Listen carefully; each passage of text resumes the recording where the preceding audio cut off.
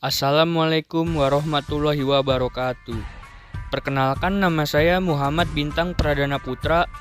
NIM saya 14016210066, kelas PPKNB, mata kuliah Filsafat Ilmu, dosen pengampu Profesor Dr. Nadiroh MPD. Di sini saya ingin mengampanyekan pentingnya penanaman karakter beriman bagi generasi muda dalam menghadapi dampak negatif arus globalisasi. Yang pertama, ada pengertian beriman, lalu pengertian generasi muda, pengertian globalisasi, kemudian dampak positif dan juga negatifnya. Jadi, apa sih beriman itu? Beriman itu diambil dari kata iman. Artinya dalam Islam menurut segi istilah disebut sebagai keyakinan bulat yang dibenarkan oleh hati, diikrarkan oleh lidah, dan dimanifestasikan dengan amalan atau pembenaran dengan penuh keyakinan, tanpa adanya sedikit pun keraguan mengenai ajaran yang datang dari Allah dan juga Rasulullah SAW.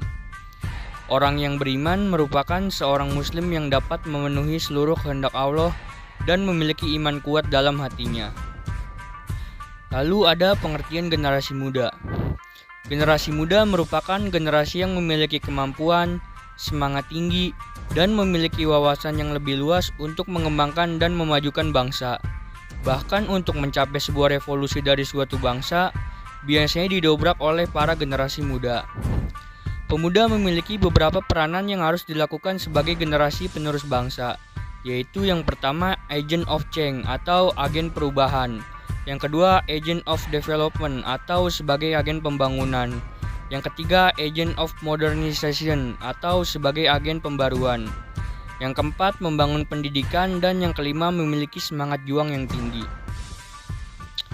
Dan lanjut ke pengertian globalisasi. Pengertian globalisasi adalah proses integrasi internasional yang terjadi karena pertukaran pandangan dunia, produk, pemikiran, dan aspek-aspek kebudayaan lainnya. Kemajuan infrastruktur, transportasi, dan telekomunikasi, termasuk kemunculan telegraf dan juga internet, merupakan faktor utama dalam globalisasi yang semakin mendorong saling ketergantungan atau interdependensi aktivitas ekonomi dan juga budaya. Globalisasi juga memiliki dampak positif. Yang pertama, masyarakat semakin menjunjung tinggi hak asasi manusia. Yang kedua, semakin tinggi rasa solidaritas antar bangsa di berbagai negara. Yang ketiga, meningkatkan taraf pendidikan suatu negara. Yang keempat, munculnya keinginan untuk meningkatkan kualitas diri di kalangan masyarakat. Yang kelima, ilmu pengetahuan dan teknologi di negara mengalami globalisasi atau peningkatan. Lalu ada juga dampak negatif dari globalisasi. Yang pertama, meningkatnya sifat individualisme, materialisme, dan juga konsumtif. Kemudian yang kedua, ada rasa kekeluargaan dan gotong royong yang mulai menipis. Yang ketiga, timbulnya akulturasi di tengah-tengah masyarakat yang mengalami globalisasi. Yang keempat, kecintaan akan budaya lokal akan terkikis sedikit demi sedikit.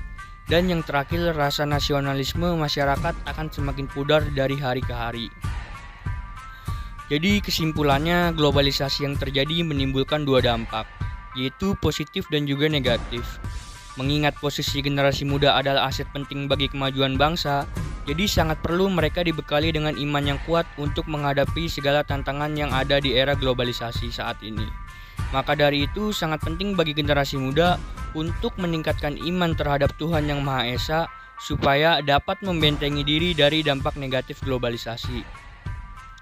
Terima kasih, sekian dari saya. Wassalamualaikum warahmatullahi wabarakatuh.